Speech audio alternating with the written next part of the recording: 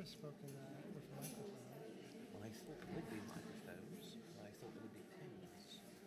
This is.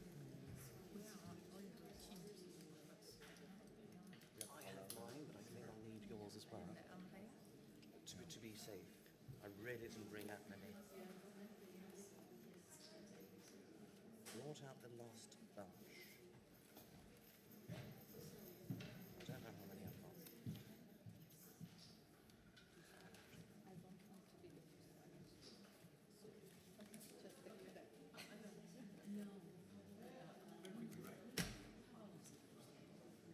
Maybe I have enough actually.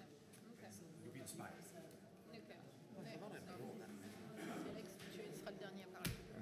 I like you. You like to know everything that's happening. Hein? You like to know everything. Like, Yes. She needs to be I aware. like that. I like that a lot. Maybe there's enough actually. I like to have things under control. Yes. Not that I didn't it's, think I brought that many. I'll take them. That is clear. it's probably because Yet. it's not my mother language. Yes. You know, I can speak French, English, Not everything. all now. I thought. Oh really? I can start from. Yeah. Because originally you are. And you speak French. The creativity. I learned for 5 years. I learned for 5 years because when I started an IFF in the Netherlands. Have you brought enough to learn? I find it easier than French. I know. What? Swedish? Dutch. Oh. Yeah. You A speak. little. But now my husband is Swedish, so I listen Swedish a lot. Bit crazy. I hope people will see the thing. It's very fun. T'as vu? On est d'accord? Ça, j'aime pas trop. Puis j'aime pas. Je pensais que ça allait sur les petites tables et tout. Ouais, moi aussi.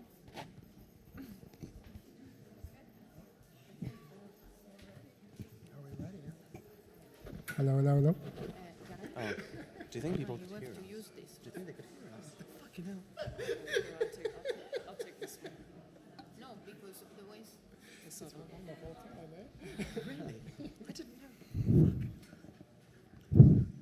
That means it works. That's nice. That's a nice start. Okay, hello, everyone. What a great audience. My goodness, wow. I mean, I'm really stunned at how many people are here, and I'm welcome you all, and thank you for coming. For those of you who don't know me, my name is Karen Marin. I am an advisor and contributor to Exsensional, and Exsensional is the natural extension of Exsens. So it is a website that's dedicated to niche perfumery, to fostering it, to helping it grow, to nurturing artistic perfumery, artistic niche perfumery.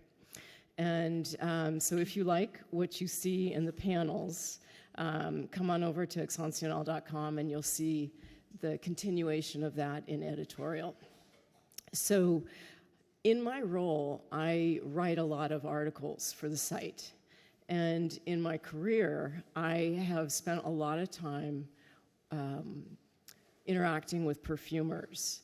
And it occurred to me that it could be very interesting to bring a group of perfumers together who come from different profiles. So when I say this, I say that, I worked as a fragrance buyer at Sephora in the US for 8 years, worked with many perfumers. I worked in business development at Parfums Givenchy, worked with the olfactory unit, creating fragrances. And then here at Exsensional, I've interviewed quite a few of perfumers, including 3 of the people on this panel, and a 4th to be soon. So I have found that they come from different profiles. So whether that would be someone who learned the craft in a structured or formal way, someone who was mentored and learned it in a master-apprentice type scenario, or someone who is self-taught. And within this, you can see on the panel that we have diversity in terms of ethnic background, in terms of gender, in terms of then clearly the experiences and the associations that they have with ingredients, which also translates into their profession and how they interpret ingredients and how they use them. But one thing that they all have in common is a passion, a creativity, a drive, and a lot of patience, I have to say, a lot of patience.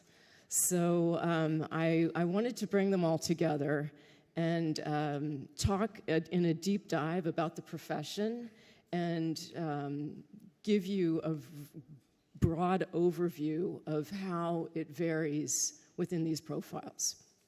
So we're going to get started. And what I want to do is I'm going to start with Alexandre. And just have each of my panelists tell you who they are, what they do, and how they learned the craft of becoming a perfumer. So Alexandre, I start with you. Hello, everybody. Can you all hear me proper? Okay.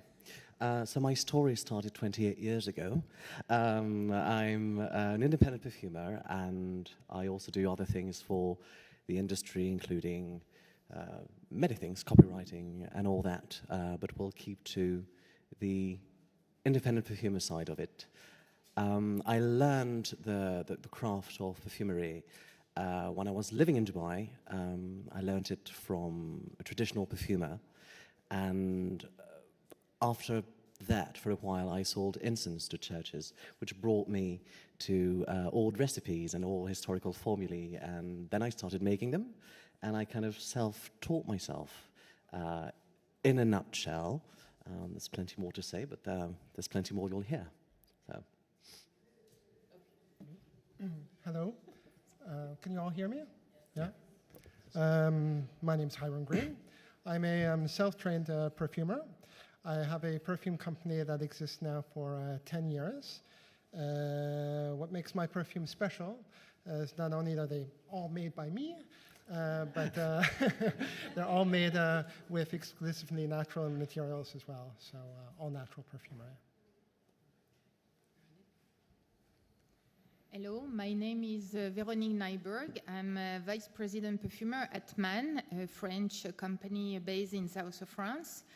I study perfumery just after I became a doctor in organic chemistry.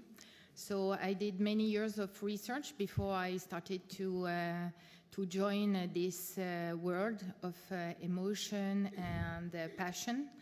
I was trained at the Perfumery School of IFF. It was the first time in 2001 when they revamped the Perfumery School. So we were going in south of France, in New York, and in the Netherlands. So we were really going, we were a group of 7 different people with different background, and we were thought it was really something very structural. We were going through learning the raw material, working in the factory. Then we were having a program on fine fragrance in the US, in New York, and then we learned all about functional perfumery in the Netherlands. After that, I had the chance to be mentored by Dominique Ropion in Paris. So I moved really to fine fragrance in Paris, where I spent more than 14 years working in IFF. And then MAN, which is a company really driven by chemistry, where it's very important for us to develop new raw material and serve the perfumer with the best ingredient, with the best quality. I joined MAN as a perfumer, but also looking for their research. So I'm part of their scientific committee, where we really craft all the best raw material. And of course, it's a different life that we have compared to Alexander and Harin, but we all share the same passion. And it's key to share that with you today, to show you that there is not one profile to be a perfumer, but many different ones. Alex, it's your turn. Hi, everyone. Can you hear me well? Great. Again, thanks for coming. My name is Alex Lee. I'm a perfumer at Man as well. I've done my share of Excellence conferences, so I hope you're not sick of me already, but I hope to bring something new to the table today. But a little bit about myself. I'm from California, and and well, far away from Grasse, but I always tell the story, but I was really first, I guess the first sign that I liked perfume was chasing after girls in the sandbox to smell their hair. I was able to guess their perfumes. You know, that's Herbal Essence, that's Pantene, that's, you know. And then the director sitting me down and telling me, Alex, go to a perfume shop, progress in a perfume shop. And then that's what led me into niche perfumery, and that led me to wanting to be a perfumer. So I started in Grasse. I was at the Grasse Institute of Perfumery, and then I went to ISIPCA in Versailles. And finally, I was accepted into the internal Man Perfumery School in Paris. I was one of 2 students in the first established fine fragrance school for man. And I'm happy to be here to share some of my experience with you guys. And again, thanks for coming. Okay, well, thank you, everyone. I thought it would be interesting to start off by understanding what is a typical day like for my panelists. So to start, I'm going to start with Hiram because he's a one-man show, and so his day is quite diverse. Hiram, tell us what you just told me like an hour ago. Well, okay, so I operate a one-man business. My working day starts by packing orders for all my retail partners, all the web customers as well. Then after that's done, then I move on to emailing, and we all know how many emails everyone gets every day, so there's a lot of correspondence back and forth. And that brings me right about lunchtime. And after lunch, I tend to have a sort of a task for one day. So one day I'll be maybe filling perfume bottles and packaging them up. One day I'll be making more perfume, making more concentrate, or buying ingredients. And the one at the bottom of the list is sort of bookkeeping. That also has to get done, and tax returns and all this kind of really boring stuff that you really don't want to hear about. And then I have to think about something clever to say on Instagram. So if you're not following me, you should be following me by the end of the talk.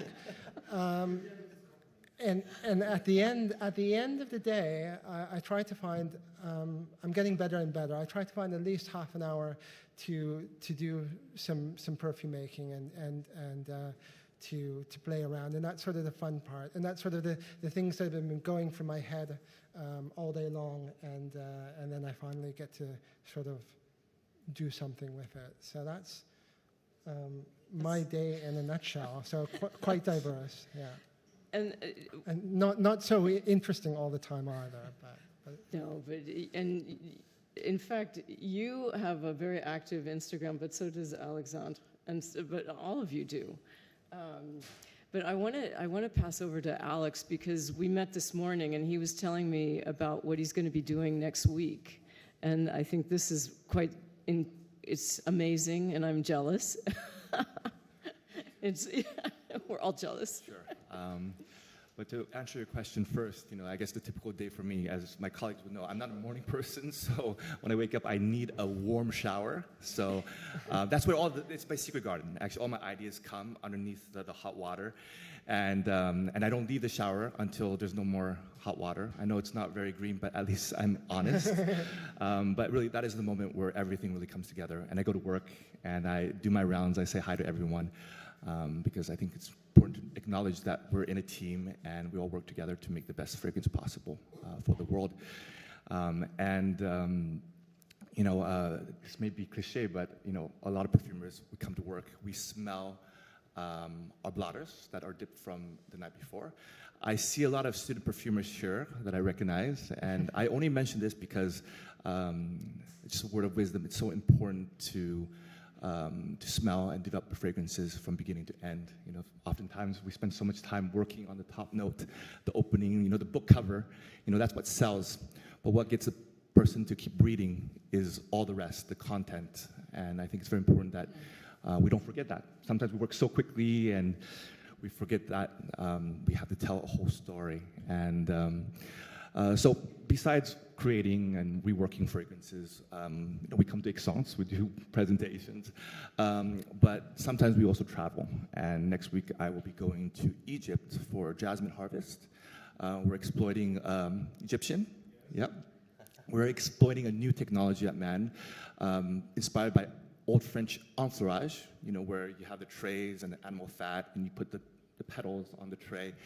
At Man, we developed a new modern version that's more green, more efficient, and I'll be going to Egypt to really explore that and to learn more about the process that has been developed. And I have some of the ingredients here that if you're curious about it, you can come and smell. We have a beautiful jasmine that comes from Egypt, developed by this technology. So some of it is traveling, some of it is creating, some of it is doing a little bit of, PR, sharing, teaching, and that's my day-to-day. Okay, thank you.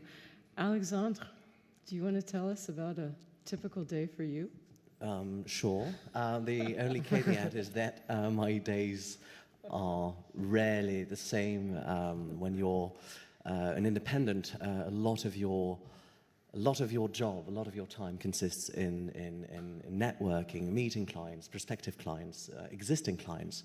So if I had a typical day, or at least when they go like I want them to go, I wake up quite late because I'm not a morning person either, and I keep the morning to myself. I burn some incense, I smell some mods I've worked the night before, and then I usually keep my afternoons for the meetings of clients, the meetings of friends. I need a social life as well, and I'm trying to squeeze it in.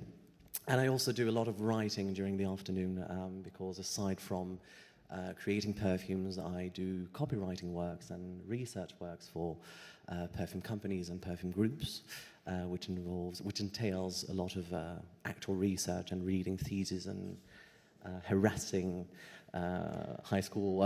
university professors so I can get access to the research. And I'm good at that in the afternoon. And then usually during the evening is the time when I'm most creative in terms of actually creating scents. So I usually do that at night after 9, sometimes till 4 or 5 a.m. Luckily, I don't sleep much. But that's when they go well. I have typical days where I'll just meet people all along. I'll have days where it's just events every day. Parts of my job as well involve traveling a lot. Coming to Aix-en-Provence right now. I went to Jerusalem for a project a few weeks ago. I'm going to Oman in 2 days for work again. So it's really, really a complete mayhem, and surprisingly I can handle it without burning out. So yeah. Okay. Thank you. I think it's exciting to see that there's all this travel that goes into these positions. And in fact, we'll stick with you, Alexandre, because we want to now talk about some of the projects that perfumers work on. And one of the ones that he told us about is this one that you did when you traveled to Jerusalem. Yes. For Song of Songs. Yes, exactly. Yeah. So if you followed my Instagram, you might have known that I was in Jerusalem a few weeks ago. And so basically I had worked on this project, which you're going to smell a bit later on, this perfume, which was inspired by the Odyssey, the book by Homer, and the perfume had to have all the essences mentioned in the Odyssey. And after that project, the French Biblical and Archaeological School of Jerusalem contacted me because they're working on a new translation of the Bible, and they want to focus on the botanical aspect of the Bible. So they came to me, and they were like, well, it could be interesting to do what you did.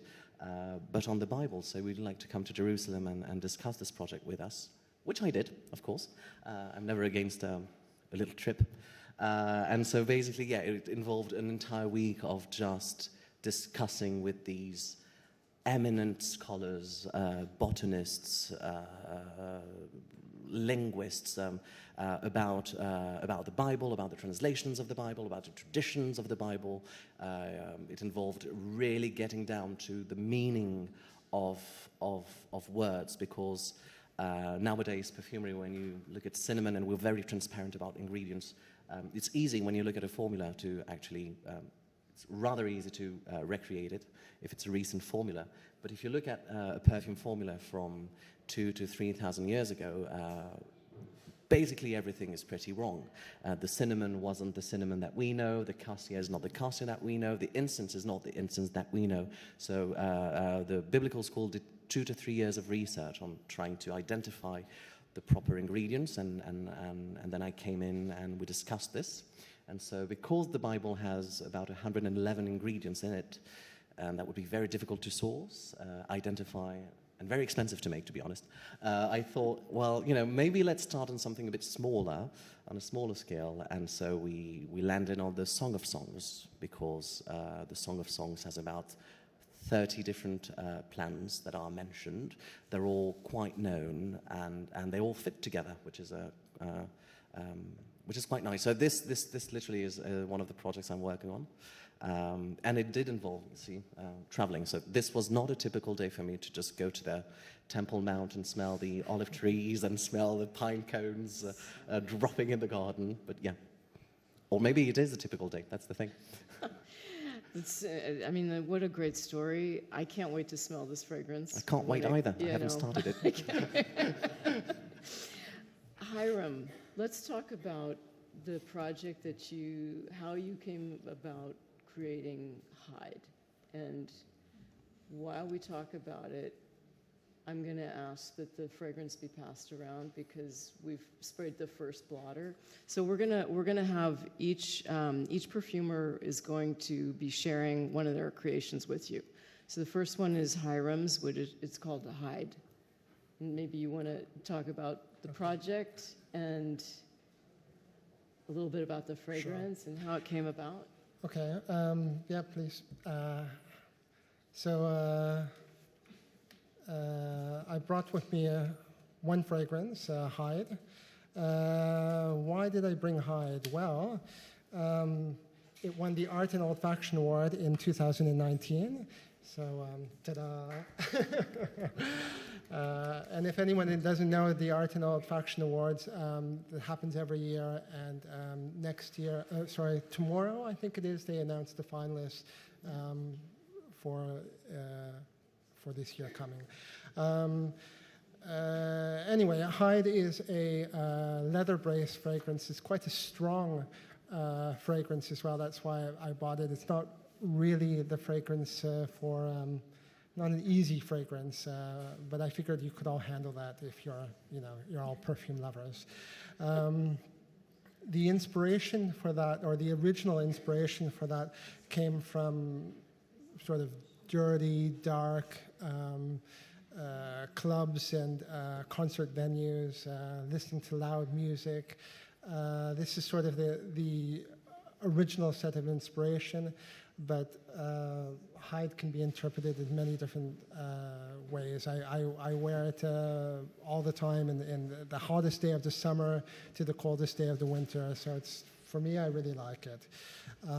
Which I guess goes me on to how do I decide, how do I get my projects? Well, I decide my own projects. I decide when I want to create a perfume and what I want it to smell like. So it's all me, which it's all you. which is actually not always so easy. Sometimes it would be nice to have someone. It would be good to have a project like yours as well. That sounds really fabulous. But that's actually a really good segue to go into what Veronique and I were talking about just a few minutes ago, which is about how. So he's talking about how he's like a one-man show. He makes a decision, And what you were telling me about was how you often work with collaboration with your clients and in creating the brief or delivering on the brief once you've won it. And so tell us about that, and then we're going to give you like a minute to digest this, and then we're going to spray the blue one, the last one. That one, yeah. No, yeah. It's in the blue. The square shaped. Is the blue, yeah. And the turquoise one, is it?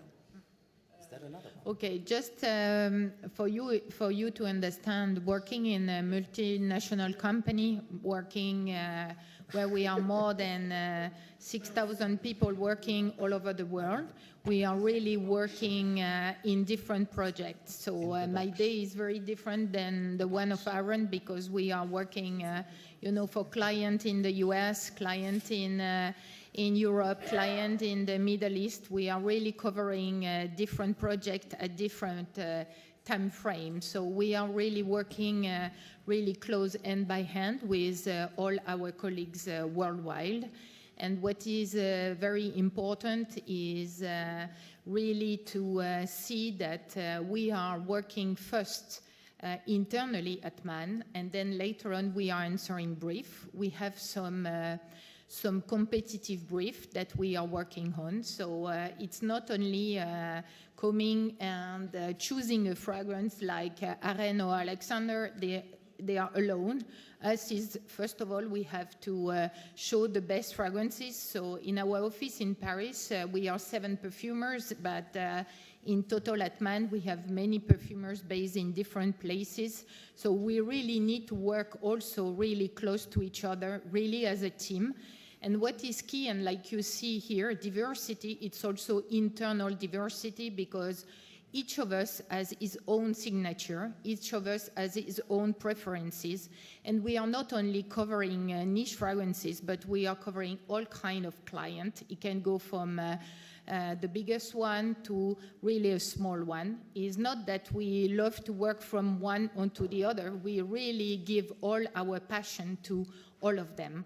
So it's very important to really work as a team, and mostly that you see today, some of the big wins, but also sometimes in the niche fragrances, we love to work together. Or I worked a lot with Alex, but I work also with some other of my colleagues, because we really help each other. And the magic of our day, or at least our job as a perfumer, it's nothing is written, nothing. You can be super educated, you can be self-taught, nothing is written, and every day we learn to each other. We work a lot also as a team with the customer, but also internally with the evaluation, with the research. Everyone is very important to win. And sometimes when we talk to client, I wanted to show you the fragrances. It's also we sometimes come and start from an ingredients, and in that case, this new launch that probably you have seen, Trussardi just launched this Via di Milano. It's where it started is just to explain you. We were talking, me and the creative director of the brand, and he was telling me, oh, I would like to have something different, and I love funnel. And in Italy, we love funnel, and Veronique, can you make a fragrance around that? And this was the start of the idea. In the fragrance that you can smell now is more than 30% of funnel. It's not funnel, it's really something that comes from our innovation, is funnel leaf essential oil. We have a factory and we have fields at MAN in Moldavia. So really harvested in Moldavia. We did a special extraction, and from that, it's really something, given this freshness that you see, something very watery, mouth-watering. It gives this fresh and is very nicely contrasted with something more warm, more woody, more sensual, and just to show you that from an idea, from one ingredient is how the magic can come. and how we execute it into the bottle, starting from an ingredient. Sometimes it can start from what we have been inspired of. And, you know, everyone is inspired. You hear many stories of perfumers, and of course, it's what we see, what we feel. It's about our emotion. It's about how the word that brief ring to us, that we express our creativity, and we put all our love into the bottle. Grab the mic here. Thank you. That's and you're smelling the fragrance now, and it's fennel. Okay. Yeah. I want to go over to Alex now, because we talked about how many projects sometimes you're working on, but yet how diverse they can be, and how also you work with teams, because they're in a major fragrance house, you know, as opposed to independence. That there's a lot of work with teams. Maybe you can talk about the working with what does an evaluator do when you work in a team with an evaluator? Because that's something we had wanted to talk about. Sure, absolutely. Okay.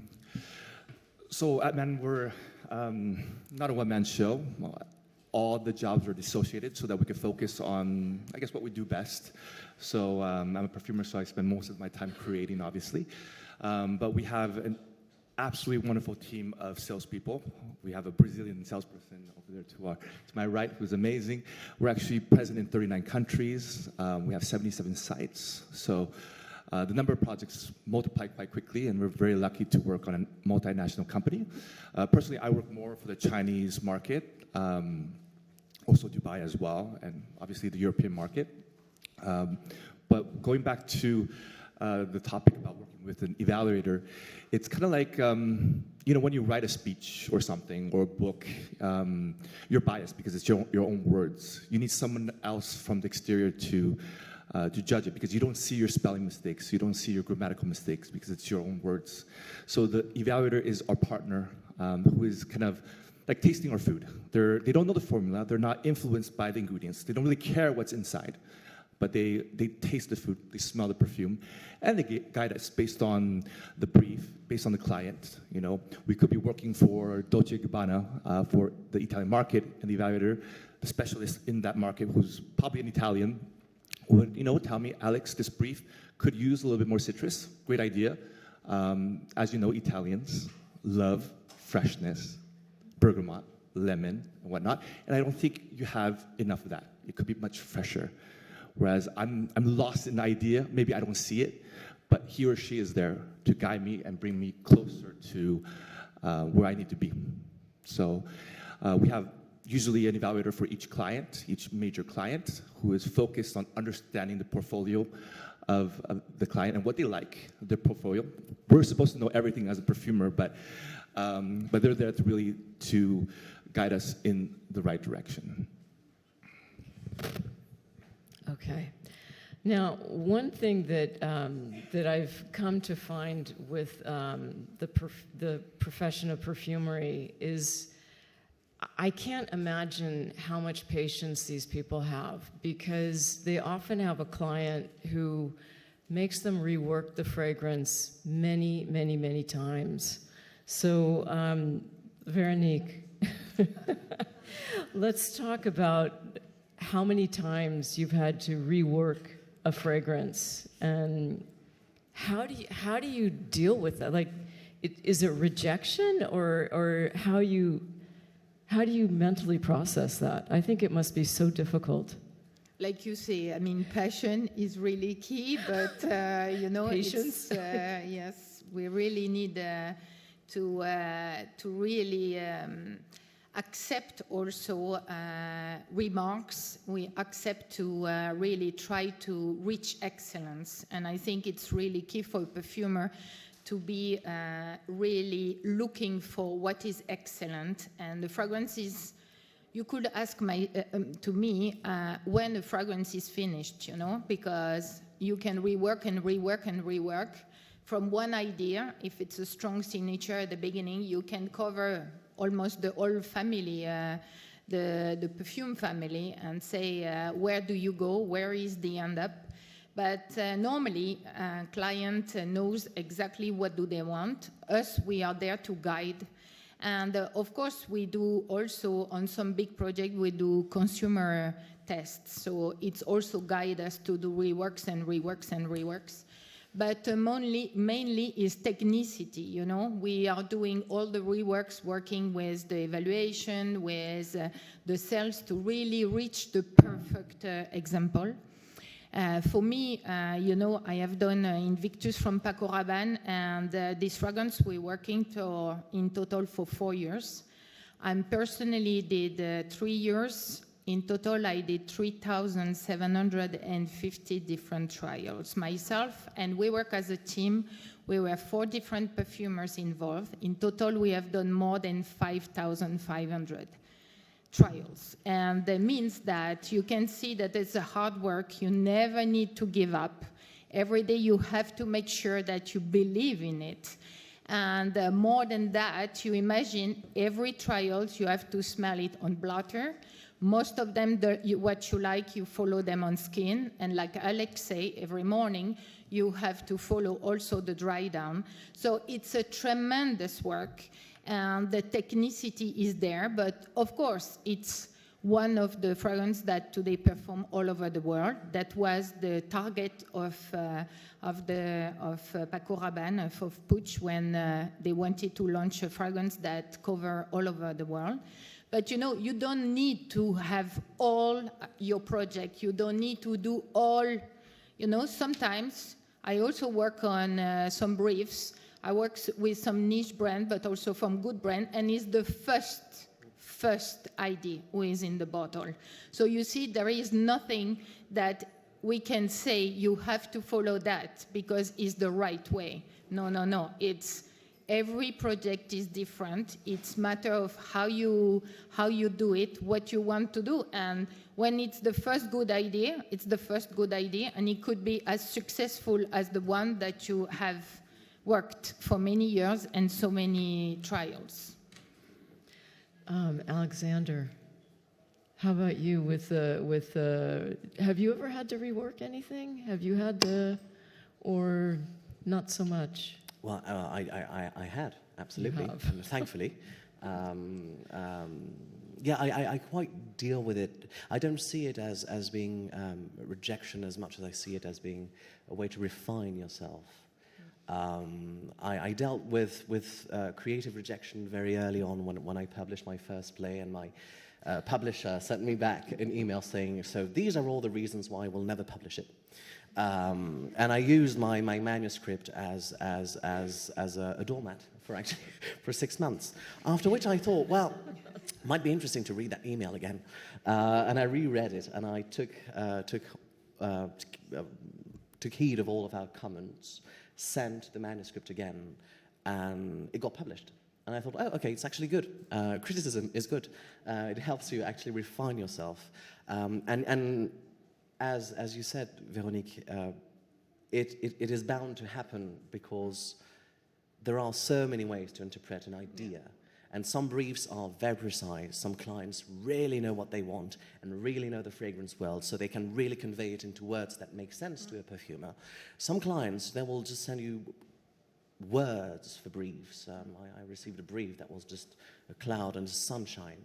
You know, how do you interpret that? You know, what sunshine are we talking about? What beat are we talking about? What color is the sun? What color is the cloud? And we all have our different ways, you know. So it does take, I mean, on my end, it's always a long time to just really put myself in my client's shoes and my client's mind, trying to understand the way they think, the way they see the world, so as to really understand the direction they want to go towards. So I've had to rework fragrances. I never did 1,200 trials on one fragrance, partly because I have to weigh them myself. So we have robots, so yeah. It's easier. Yeah, I don't have a robot, and I do have working hours. So So I will try to, stick to a very good idea and be very convincing towards the client. So yeah. But I had to rework. I mean, even Personne, which you're going to smell, it was a lot of trials. In fact, let's talk about this one. It's the... It's the... no, the other one. Yes. That one, yes. That one. So let's talk about, let's talk about the creative process and how you came to develop this one. Because if I remember correctly, the brief was rather vague. Oh, well, this one wasn't it was broad. It was very broad and, Yeah. and very restrictive in a way. Personne, it's the name of a fragrance that was presented a few months ago, and that should come out in 2 months, I guess.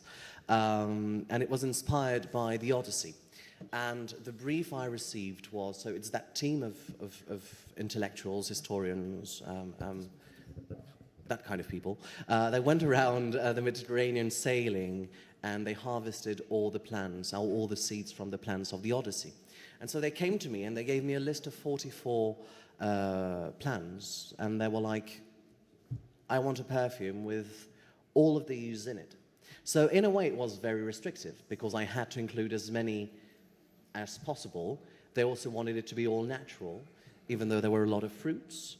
And a lot of the materials, honestly, at first sight couldn't fit together. They all had so much personality and so much, undertones and going here and there, that it was, to me, when I read the formula, when I read the 44 ingredients, I was like, fucking hell, that's going to be a mess.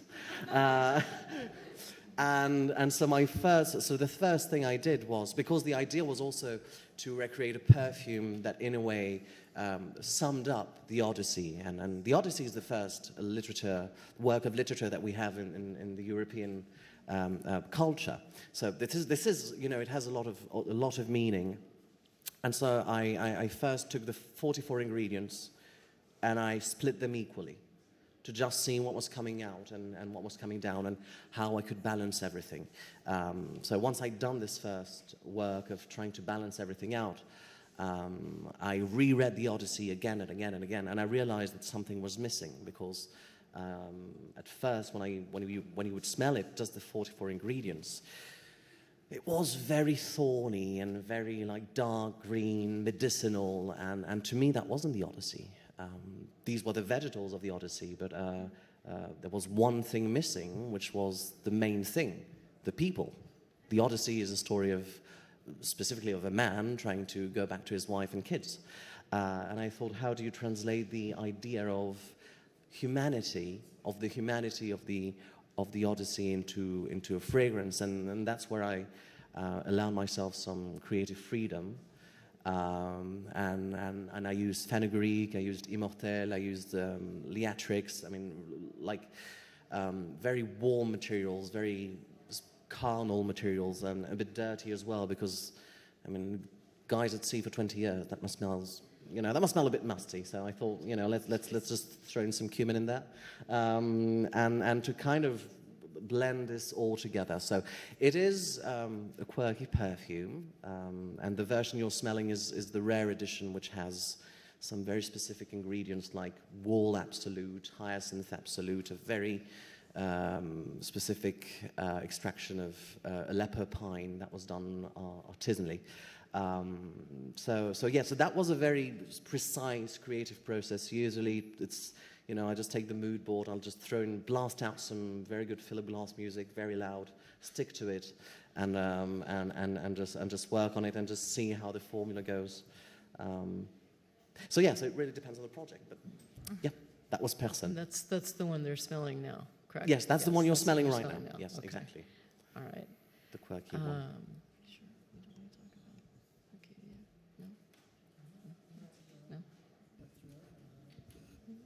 Okay.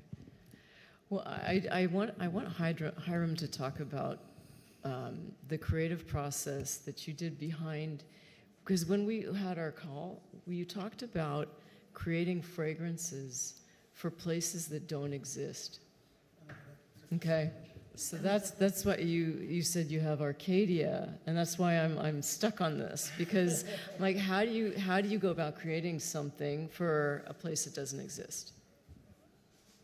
Well, yeah, when we were speaking earlier, I said I was going to bring my perfume called Arcadia, and at the last minute I chose Hyde instead. So, but when we were speaking, I have a perfume called Arcadia, which is sort of a maple leaf or a mythical place.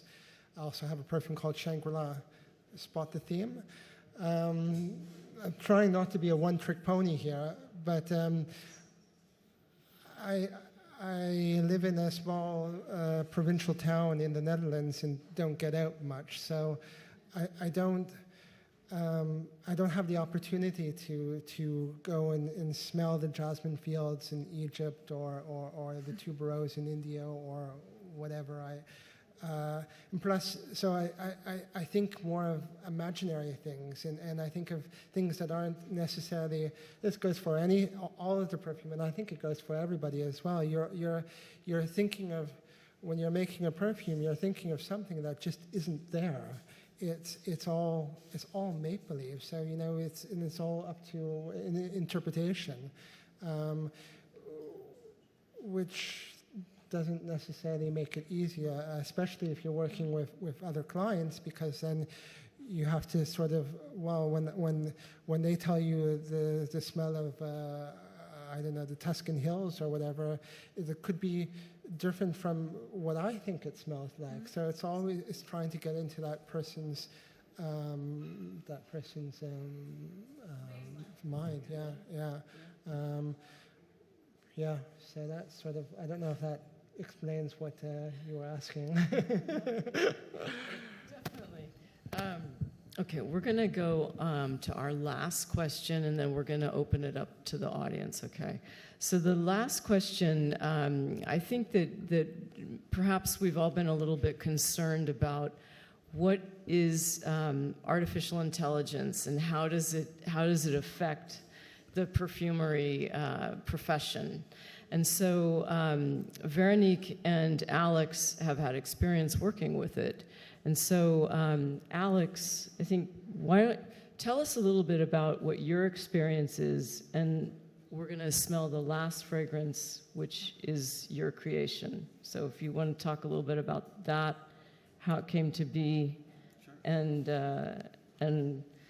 sure. The other tools, maybe the other tools that you have at your disposal, like the robots, which how wonderful is that? Absolutely.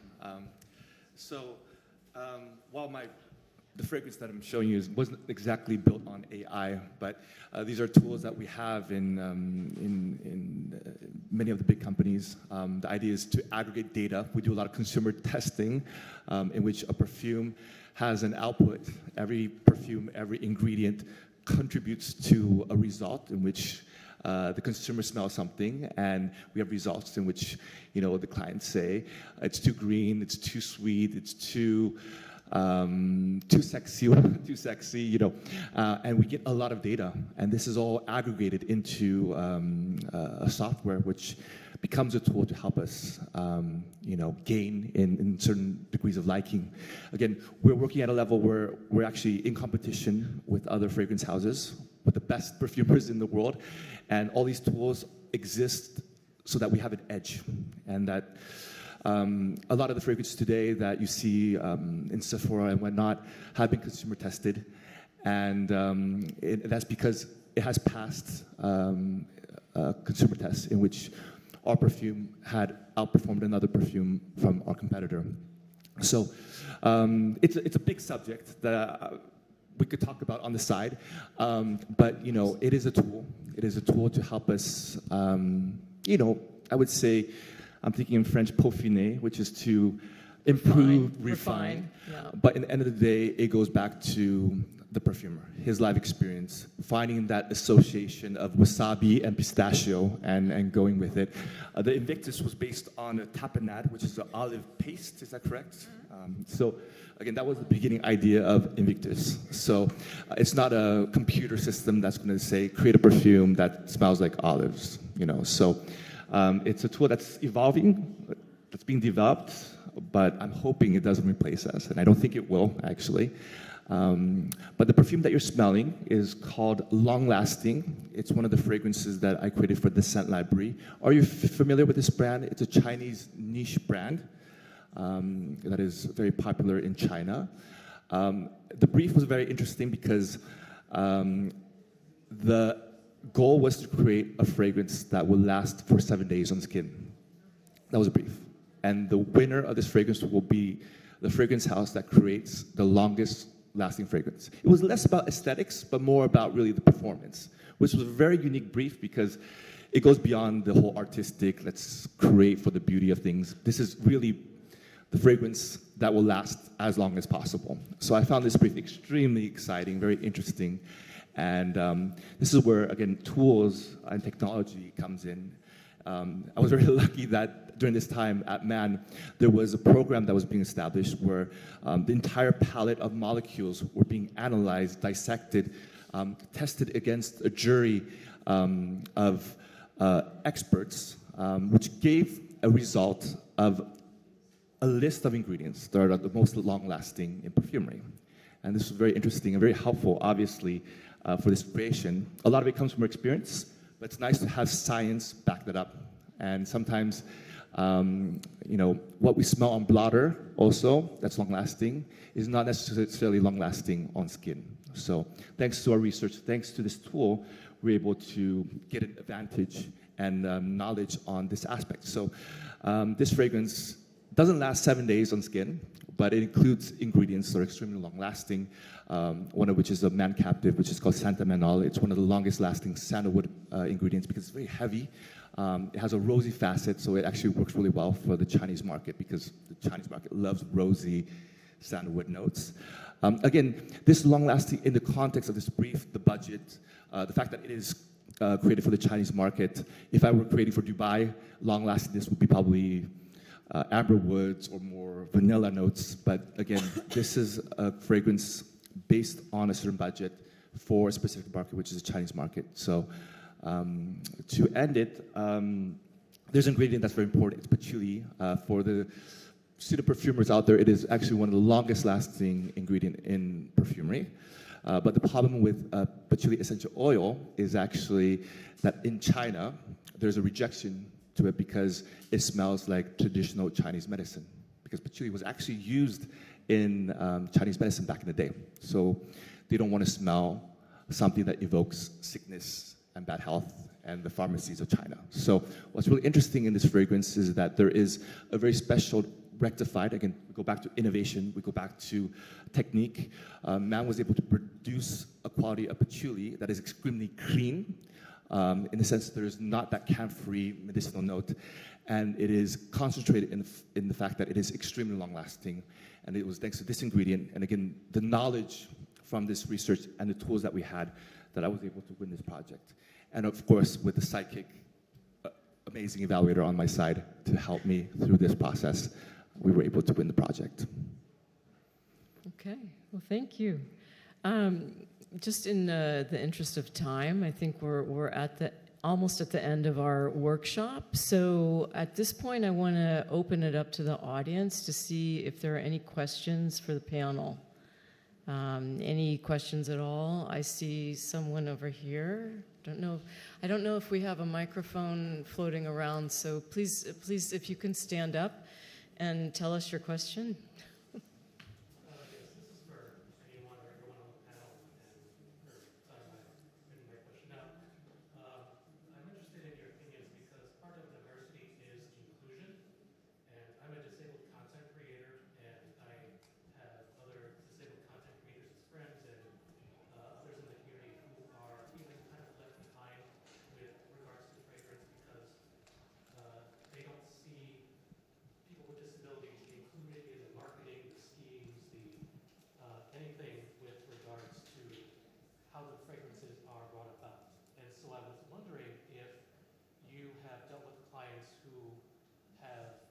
Tried to, in some way, include the disabled community, or your thoughts of including the disabled community, bringing that thought process to your clients in shining a light on a community that has about $500 million of disposable income and spending power? Okay. I don't know if that is something that anyone on the panel can answer, because I think it might be more to the marketing, whereas these are the perfumers who actually work on creating the actual product. But if anyone on the panel wants to take this on. No, I think that even though we can't really answer that, you raise a nice question, which is that we tend to think of perfume as an industry of perfumers, but perfume is actually a bloody huge industry, and that is altogether a bit too secretive about the process, which is why it's very interesting to hear Veronique's and Alex's input on how it works. So I think that even though we can't answer that, I think it's interesting to raise this question, so as, yeah, that probably as an industry, it is important to share a light on the rest of the enormous teams that work into making a perfume, from the evaluators to the marketing directors, to the people who work in the labs, to the people who work in the fields, to the people who evaluate all the fragrances. It's a huge industry, and it is a bit sad. I don't know about the big fragrance groups, since I work alone, so I've never had this issue raised. But it is a bit sad that it isn't more raised in a way, I guess. One thing I want to just say, because I do have 5 panels during this conference, is that you might be interested in coming on Saturday, because we have a panel discussion about learning how to smell and how smell can be used to enhance our experiences. And some of the panelists have actually worked with using scent in museum environments that add to the experience of someone who is visually impaired, someone who maybe has memory issues. So there is work on this that's happening, and I encourage you to come Saturday, where we'll touch on that just a little bit. Okay. Any other questions? I saw you in the 3rd row there. Yes, please. Thank you very much. Yes. Oh, hello. Thank you so much for speaking about your insights and your experiences. It was very mind-opening for me. Hello, my name is Chiu. I'm from South Korea. I'm currently studying in IZIPCA as a perfumery student under a program with IFF, a first-year student, learning about raw materials and perfumes. I thank you, Veronique, for speaking about looking for excellence in perfume is very important for everyone, especially for perfumers. And I was wondering, that actually helped me pose a question as to what is your point of satisfaction when you create a perfume? Is it someone else who decides for you? Because sometimes you could go back to your old creations and you might think, oh, I could have done this to this perfume, it might have been better. But then in order to launch a product, you actually have to reach that point when you say it is done. And I actually was wondering, how do you decide?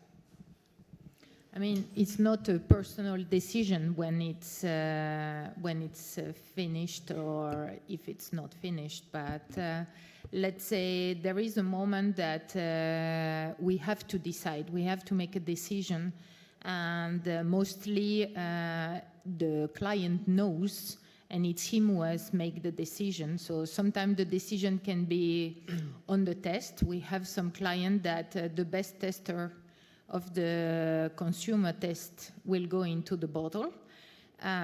If I personally satisfied, it's not me who has to make the decision, it's mathematical, and it's the biggest group who decide, because it's test, and they test a lot of people in the world, so it's a decision based upon those tests.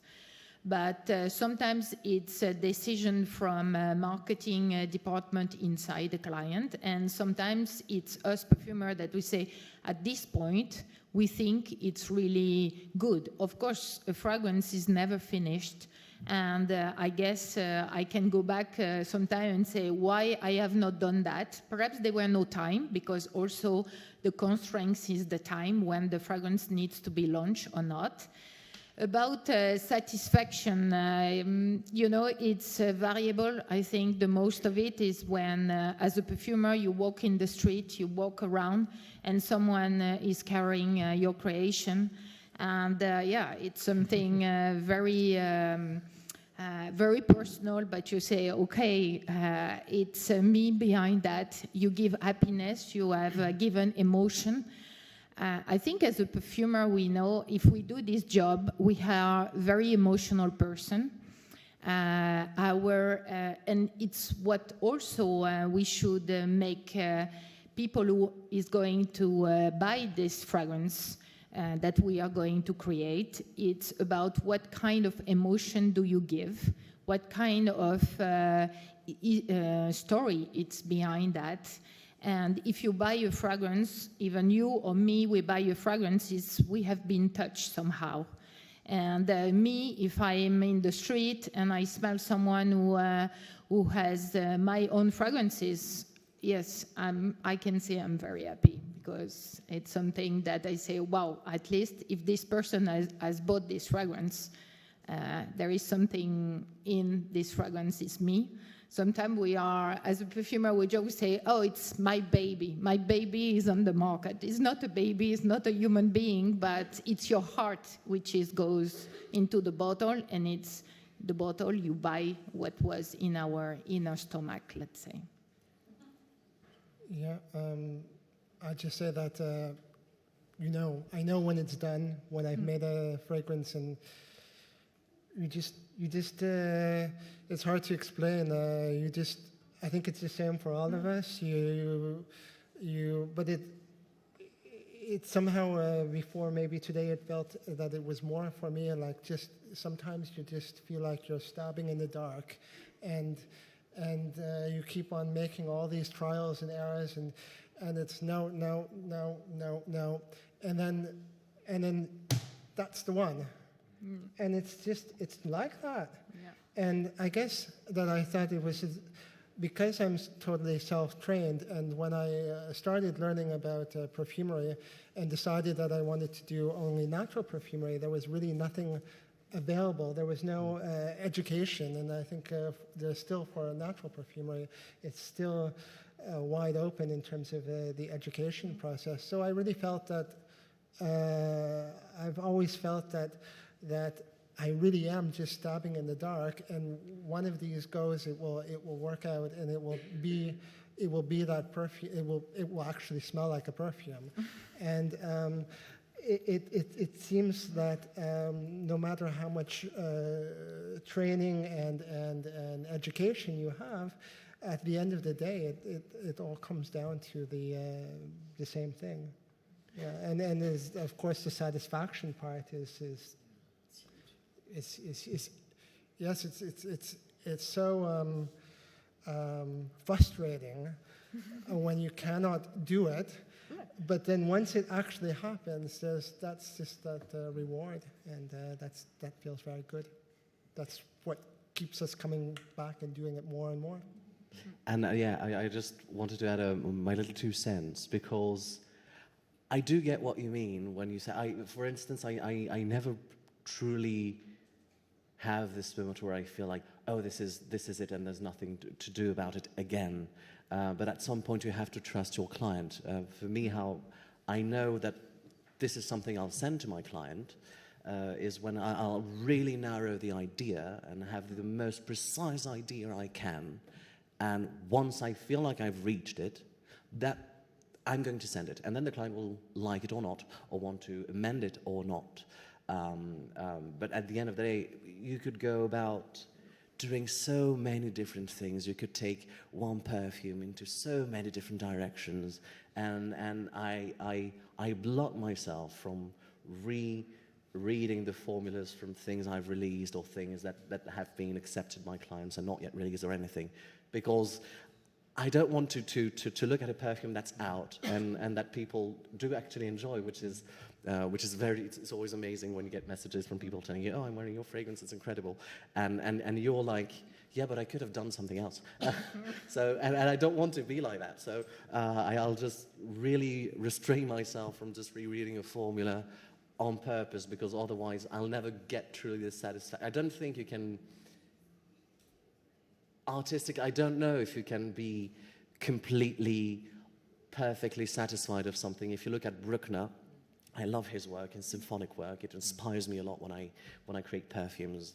Bruckner, at the end of his life, was still rewriting absolute masterpieces, to the point where we don't even know right now which version to play out, which version to perform, because he's written so many that we don't know which one's the last, because literally at the end of his life, he was still rewriting pages and pages and pages of critical successes, and I don't want to be like that, but I guess we could all be, in a way, so you just stick to the client. I hope that's not why there's so many flankers on the market, but not in artistic, not in artistic. I think I saw maybe one final question, and then we've got to wrap up.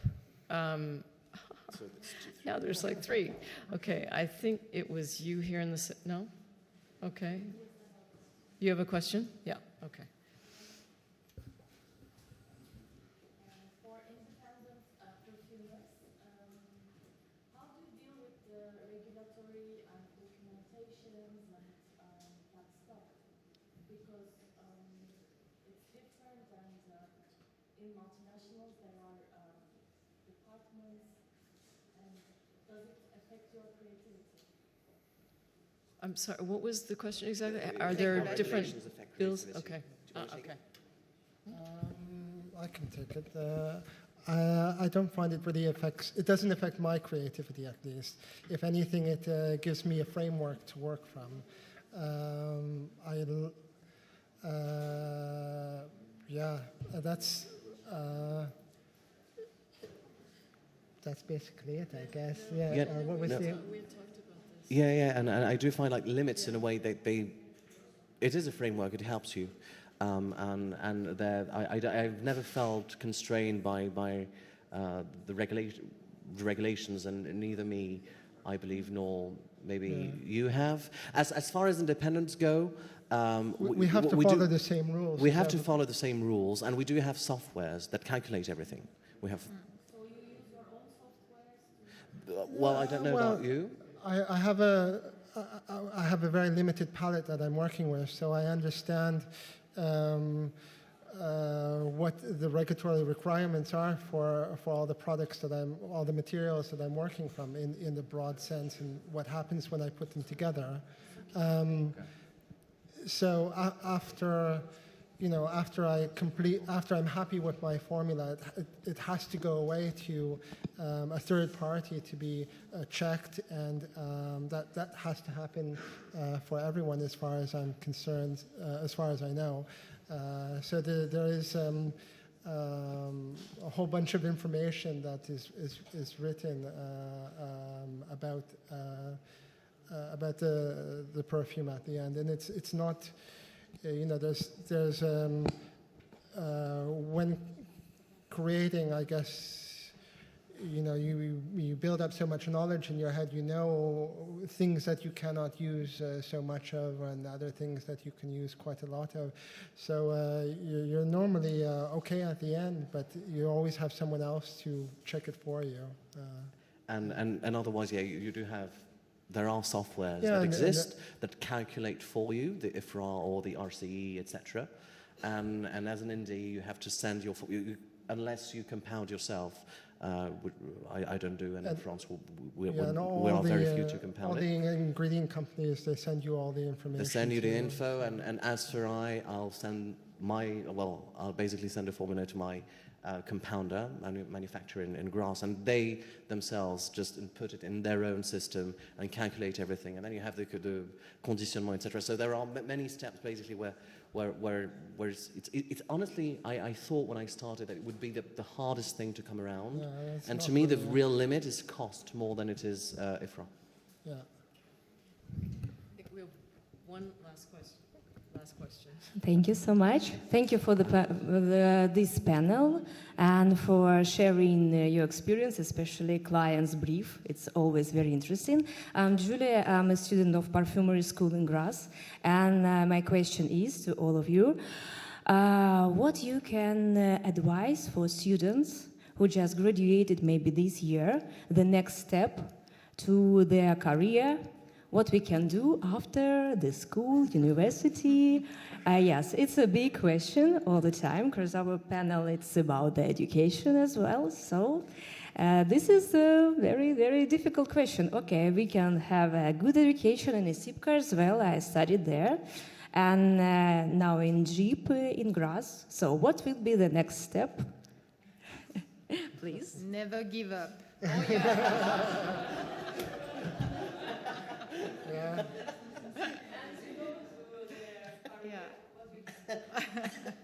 I think the fact that you're here already says that you're curious and you're interested in perfumery. You're making a first contact, or not the first contact with perfumers. I think Instagram has also changed everything. You know, perfumers, I respond to my DMs as well, Veronique as well. I think there's a new way to have contact with the perfumers. I remember I had to guess out, you know, the emails. Is it cresp.olivier at, you know, or is it cresp or Olivier Cresp or, you know, o.cresp, you know. I had to try all the combinations to try to contact the guys. So, but today I think it's easier with Instagram. Don't be afraid. Ask for a coffee. I think if you're with the right, you know, with enough tact, I think you'll be able to make good contact. Yeah, you can write to us at least. You know, so. Okay. Well, we're gonna have to close here, but just one thing I want to say is that all of the workshops are videoed. So if you ever want to rewatch it, eventually they're going to be on YouTube on the Excellence channel, so you can rewatch and you can watch the ones that you aren't able to attend as well. Okay. Okay. Enjoy the show. Thank you. Thank you.